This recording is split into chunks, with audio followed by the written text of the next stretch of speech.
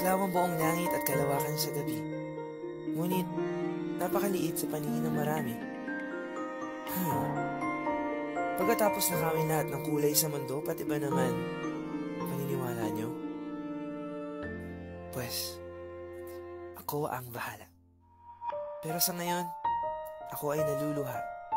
Sa tuwing inaantok ang aking mga mata sa pagkasilaw at pagkamangha sa kalangitang marangya. Nakakapagtaka, no?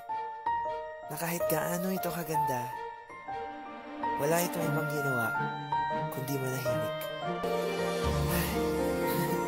Basta, kapag dumating ang araw na yon, pinapangako ko sa'yo, Pexman, hindi na ako bibitaw.